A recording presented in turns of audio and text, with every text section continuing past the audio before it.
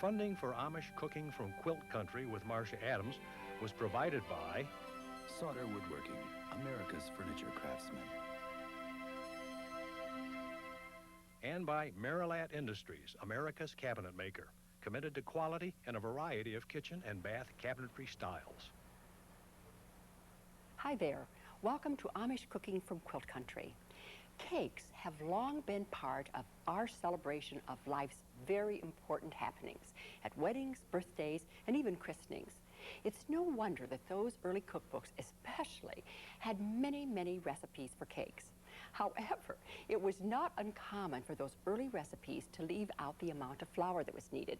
And the cooks would write, and I quote, "Add enough flour to make a good batter." They assumed, correctly, that everyone in those years would know how to make a good cake batter. Today, we have become much more explicit, and the recipes we're doing today state exactly how much flour is needed to make the great cakes we're going to prepare. The first recipe is oatmeal cake. It's a very popular cake among the Amish because it's economical, and it transports easily, and of course, it's perfectly delicious. You begin by soaking 1 cup of quick oats in 1½ cups of boiling water. Cover them and set them aside for 20 minutes. In a bowl, combine 1½ cups of all-purpose flour and add to this a teaspoon of soda, 1/2 teaspoon of cinnamon, 1/2 teaspoon of nutmeg, and 1/2 teaspoon of salt. And give that a stir with a whisk. In your mixer bowl, cream 1/2 cup of butter, and let's throw in a liberal splash of vanilla. I'd say a teaspoon. And then we're going to add 1 cup of brown sugar. Get it all in there. Here. I'm going to turn this up so it can really beat well. And then 1 cup of white sugar. You should let this beat about 3 minutes because that aerates the batter and helps the cake rise. And to this, we're going to add 2 eggs, 1 at a time. And first, put it in these clear dishes so you can see whether or not there's a shell in it, or even if it's a bloody egg, which is highly unlikely, but nonetheless, you ought to check it. And then beat this for 2 minutes. Oatmeal cake is one of the simple butter cakes that's been devised by the Amish, probably to use up leftover oatmeal from breakfast. It yields a very moist and tender cake, but there's no oatmeal texture to it, just its very subtle flavor. This cake appears at most large Amish gatherings. Let's add the oatmeal now, and that's a big enough dish, but I think I'm just going to transfer it over here. Oh dear, this is dripping, dripping. Well, I shall worry about that later. It does worry me when my kitchen gets messed up because I can't think so good. Now we add the warm oatmeal, which is thoroughly cooked by this time, to the batter. We're going to put this back on this gooey surface and mix it again. Though we think of oats as a people food, actually 90% of the oats that we raise in the U.S. are used as fodder for the animals. It was one of the earliest grains cultivated in Europe and was considered especially good for horses. Let's add the flour. And then we'll blend it very briefly again. The Scotch use oatmeal in their little thin oat cakes, and the Norwegians use it in their flatbread. We eat it for health reasons and in cookies and cakes like these. That's nicely done. You want to bake this cake in a loaf pan at 350 degrees for about 45 to 55 minutes. It's a very, very moist cake, as I mentioned, because of the oatmeal. The frosting is what really makes this cake, and it's like candy. Here I have melted together 1/2 cup of butter and cooked it with 1/2 cup of brown sugar. And now we're going to add simply divine ingredients. 8 ounces of shredded coconut and 1 cup of pecans and a small can of evaporated milk and a splash of vanilla, about a teaspoon or even 2. stir that up. Turn your heat up to about medium, just so it's cooked a little bit, not a lot. The secret of this frosting being successful is that you want to put hot frosting on hot cake. So have it all ready to go by the time the cake has finished baking in the oven. This is the way you tell whether a cake is done. If it springs back up when you touch it with your finger. Now, pour the frosting over the top and smooth it out quickly. Now, I have a confession to make to you.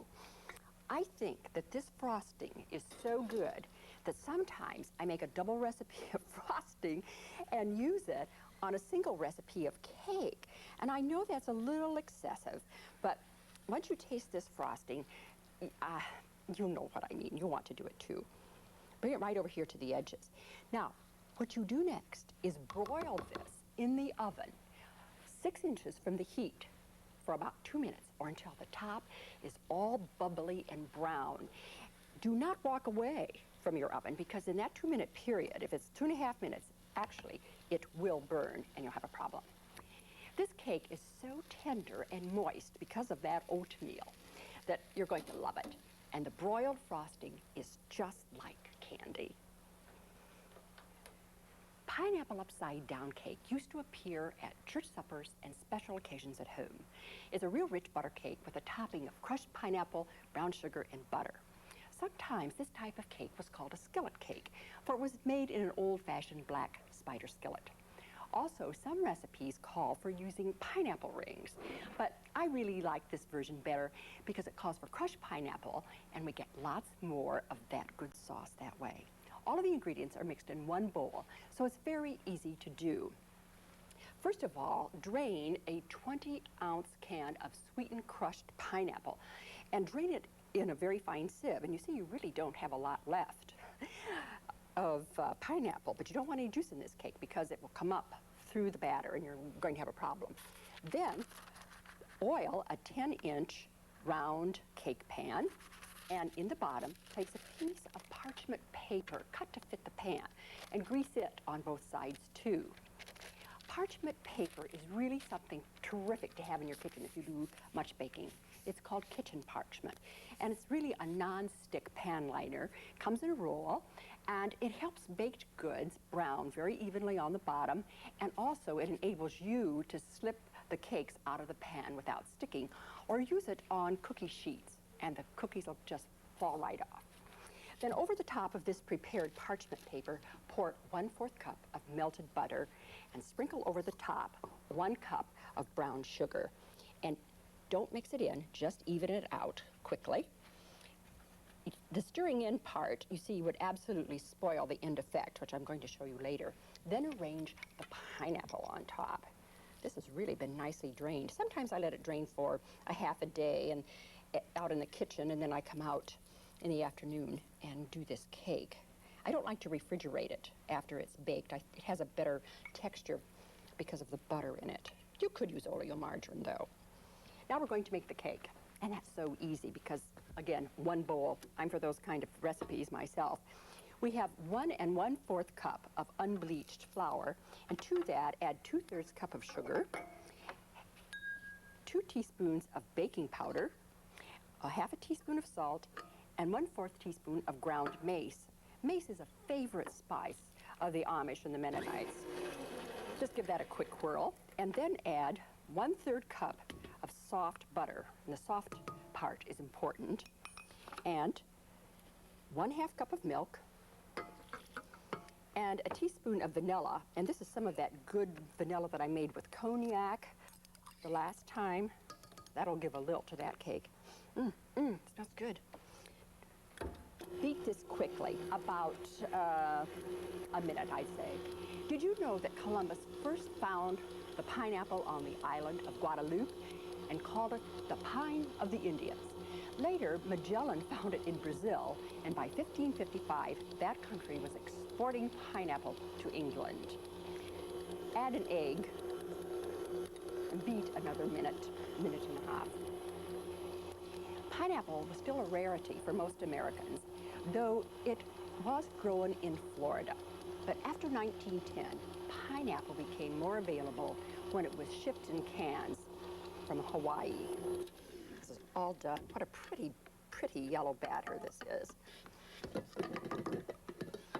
Pour this over the pineapple. You won't truly have a lot of batter, so you may want to spread it out. And if some pineapple shows through, that's all right, because the cake will assimilate the drained pineapple, but it would not have assimilated that pineapple juice. Let's move this out.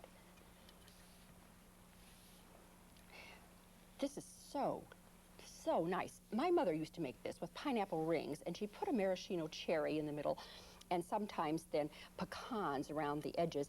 But I have a prejudice against maraschino cherries, so I never use them. Bake this at 350 degrees for 35 to 40 minutes, or until the top springs back when you touch it in the middle of the cake with your finger. After you remove the cake, immediately invert it on a serving platter. The parchment paper assures you that it will tip out nicely. Pineapple upside down cake used to be a favorite dessert at Midwestern church suppers and Sunday dinners. This is a thin, buttery, moist cake with a goodly amount of pineapple on top. The more baking you do, the more you become aware of the difference in flours. The most passionate of bakers, and our number is legion, frequently have special ideas about the flours that they want or the blends that help them acquire a superior product. Most of the flour we buy today is processed by huge conglomerates, and they provide us with excellent basic flours, such as all-purpose flour and unbleached flour.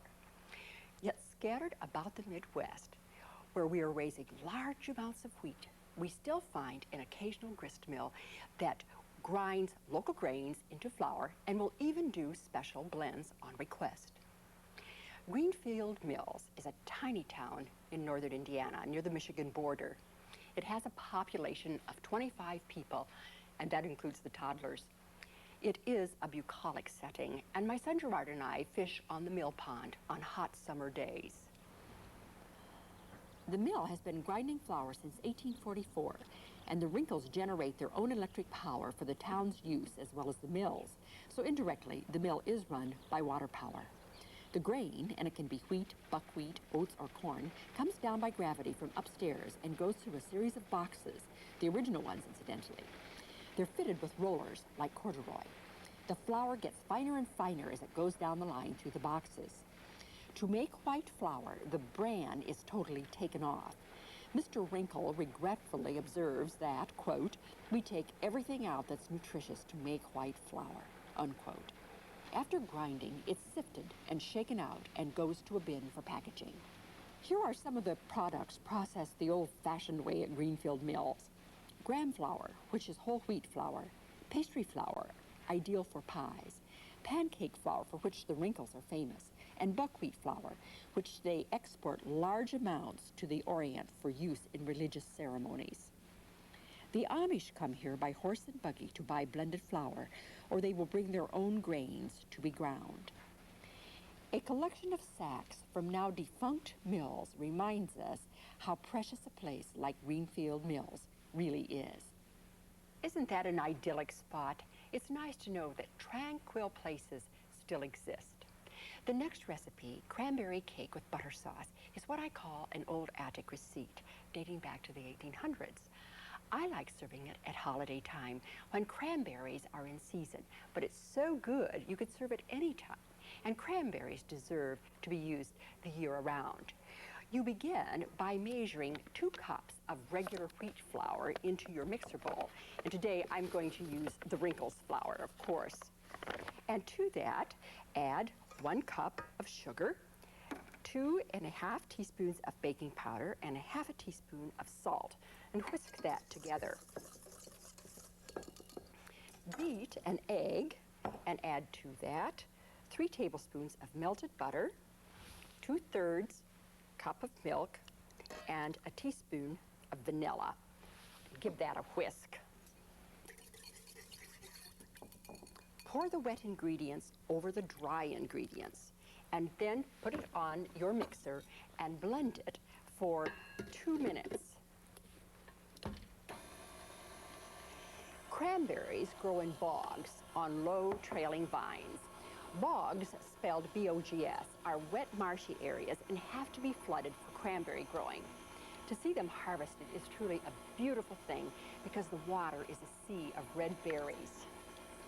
Now we're going to add 2 cups of these berries, and these are frozen, but that's all right, don't thaw them first. And just mix them in quickly. If you mix them too much, they'll get all squished. You don't want that. Use a 10-inch round cake pan and use the parchment paper, of course, and put it in and smooth it out. You know, the Indians in New England both used and introduced cranberries to the Pilgrims. There is really no hard evidence that cranberries were served at that first Thanksgiving dinner. I mean, there aren't any printed menus around, but it's likely that the Indians would have brought them because cranberries would have been ripe that time of year. Cranberries freeze beautifully in their plastic bags, and I suggest that when they're in season that you buy a few to freeze. Bake this at 350 degrees for 40 minutes. Now, let's make the butter sauce that goes on top. It's absolutely out of this world. In a double boiler top over hot water, melt 1 cup of butter. And now we're going to add all sorts of good things, but just a few of them actually. 2 cups of brown sugar and 1.5 cups of evaporated milk and 1.5 teaspoons of cinnamon. Now the original recipe given to me, and then mix this up, given to me called for half and half. But this makes such a generous amount that you'll be able to have some left over to reheat. And I found out that using half and half and reheating it curdles the mixture. The mixture will not curdle on reheating if you use the evaporated milk. Now you want to cook this for 5 minutes over simmering water, and it gets nice and thick, and we want to ladle it over the cake. Here's what the finished cake looks like. Isn't this pretty with those cranberries on top? And we're going to ladle some sauce that was made earlier over the top. This is truly an unusual cake, as you can see. This sauce, well, I mean, you could really eat this on ice cream. And it's the kind of thing that you sneak out at night and dip it out of the jar with a spoon. And because it's in the dark, it doesn't have any calories, you see. This is a truly unusual cake. And I do hope you'll make it at least once during the Christmas holidays, if not before. A cake that appears at every Amish gathering, including weddings, and a lot of Mennonite functions too, is this wonderfully moist carrot cake that I'm going to make. It saves you time if you do a little pre-work ahead of time. Shred 3/4 pounds of carrots in your food processor. Now you can do it by hand, but that's extremely hard work. You need 3 cups of these very finely shredded carrots. And then chop up 1 cup of pecans or walnuts. The flour amount is 2 cups, and to that we're going to add 2 teaspoons of baking powder, 1 teaspoon of soda, 1 teaspoon of salt, and 1 teaspoon of cinnamon. Mix that up quickly.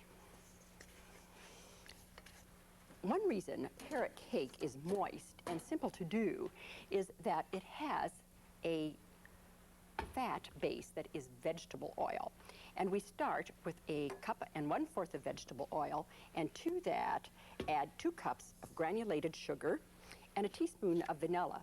Incidentally, I think I misspoke on the last recipe because you can make this vanilla extract on your own either from cognac or from brandy. Either one works. And this does happen to be brandy. I added 2 teaspoons. That's okay. Now, beat this up well. Now we're going to add eggs, 4 of them, 1 at a time. And I see that the cooking crew has these all lined up. I think that they are afraid I can't count, and I have to admit there is a good reason to suspect that I might make a mistake. My husband has a terrible time with my checking account too. Add 1 egg, 1 at a time, and blend after each addition. At Amish weddings, white cake is the preferred cake. But in the Fort Wayne Amish community, I discovered that the wedding cakes there were made of 5 layers, each one having a different flavor, including chocolate, banana, black walnut, and carrot, like we're making today. There is no question in my mind that there are 4 eggs in that batter. Now we're going to add these carrots, and I'm going to put them in by hand. 3 cups of shredded carrots.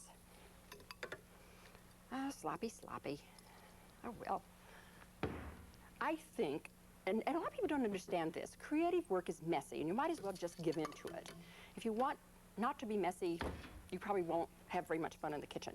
Then, Lynn, dear me, I think I had the wrong bowl there for a minute. Cooking is fraught with peril sometimes, too. Not only is it messy. Now we're going to pour these wet ingredients over the dry ingredients. That bowl seemed to have a personality all of its own, didn't it? There. And recombine it.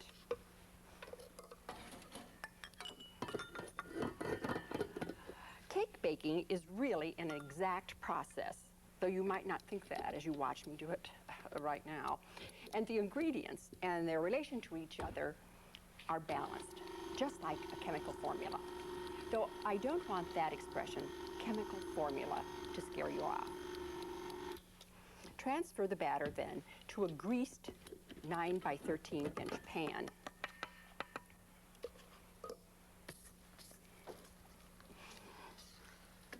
And you want to bake this at 325 degrees for 45 to 55 minutes. I could have beaten that a bit longer. Again, I want to tell you, this cake, though, can take a lot of abuse, and you can just finish stirring it up in your pan, and it won't hurt it an iota. Now, if you were dealing with an angel food cake, that is a totally different story. After it's baked, then we're going to frost it with this perfectly lovely cream cheese frosting. And we begin with an 8-ounce package of cream cheese and 1 stick of softened butter, and whip those together to combine. And then add to that a pound of confectioner's sugar. This is rich stuff, and terribly good stuff too. And a splash of vanilla. Then beat that thoroughly. Now, when you finish it up, it may very well be too soft to spread, and you'll want to refrigerate it for a while. And we have one of those here that's already refrigerated and is ready to spread. It makes a lot, as you can see. There. And put it over clear to the edges. You mustn't let any edges be exposed because the cake will dry out that way. And then you want to garnish it with a few nuts, if you have them on hand. It's not necessary. There. There we are. And we'll throw on these nuts. Now, this cake freezes very well, but after it's thawed, keep it refrigerated because of that butter frosting. Let's review what we did today. Oatmeal cake appears at Amish weddings and barn raisings because it's a lovely moist cake with ingredients found in any kitchen. The frosting, well, it's out of this world. Pineapple upside down cake, rich and buttery with lots of pineapple in every bite. Cranberry cake is really what I call an attic receipt, and I'm so glad to have it back in the 20th century. The butter sauce is also very good on fruit cakes and gingerbread. And versatile carrot cake. We made this loaf cake earlier, but I'd also like to show you this elegant layer cake, also from the same batter. Isn't it gorgeous? The quilt we have today is truly unique. The maker is unknown, but we do know that she came from LaGrange County, Indiana, and the quilt was made in 1900. It has diamonds and triangles and curved pieces, plus tiny, tiny stitches. Using this much red is very unusual for a quilt of this period. And whoever made this quilt, we think, must have been a bit unconventional. Quilt maker and author Beth Guchin observes in her quilt design workbook, American women have long had hearts and minds, but only a very few had voices. These quilts that we've seen from several generations of self-effacing anonymous Amish women have been their voices. These quilts speak of simple pleasures, delight in color and harmony, and perhaps, in the case of this particular quilt, just a touch of rebellion. I think we would have liked her, don't you? Until the next time, as a goot, eat good.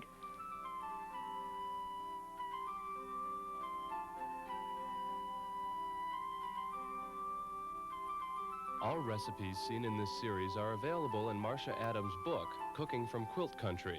This hardcover contains nearly 200 Amish and Mennonite recipes with color photographs and descriptions of the food and folkways of America's heartland. The cost of the book is $24.95 plus handling. Please have your credit card ready when you call 1-800-325-2667. Series 2 of Amish Cooking from Quilt Country is available on home video for $59.95.